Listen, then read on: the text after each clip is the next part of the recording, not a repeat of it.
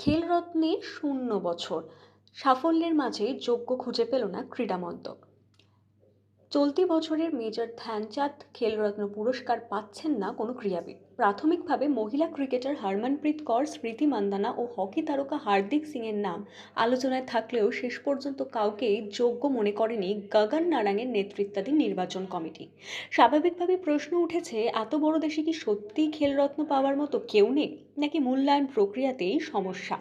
কারণ ২০২৫ সালে ভারতের ক্রীড়া সাফল্যের খাতা একেবারেই ফাঁকা নয়। মহিলা ক্রিকেটে ঐতিহাসিক ওডিআই বিশ্বকাপ জয়, দৃষ্টিহীনদের ক্রিকেটে মেয়েদের বিশ্বজয়, দাবায় FIDE বিশ্বকাপ জয় দিব্যা দেশমুখারের, প্যারা আর্চারিতে বিশ্বসেরা শীতল দেবী, প্যারা অ্যাথলেটিক্সে বিশ্ব চ্যাম্পিয়নশিপে সুপ্রিয়া শর্মা সোনারূপ, প্যারা শুটিংয়ে অবনী লেখরার সাফল্য তালিকা দীর্ঘ। এমনকি পুরুষ ক্রিকেটেও এবছর চ্যাম্পিয়ন্স ট্রফি জিতেছে ভারত।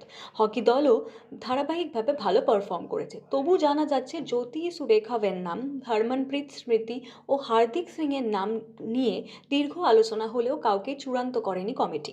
ক্রিকেটারদের ক্ষেত্রে যুক্তি দেওয়া হয়েছে, বিসিসিআই নাকি কোনো নাম পাঠায়নি। এতে আরও প্রশ্ন উঠেছে, তাহলে অন্য খেলায় আন্তর্জাতিক স্তরে সফল ক্রীড়াবিদদের নাম কেন বিবেচনায় এলো না?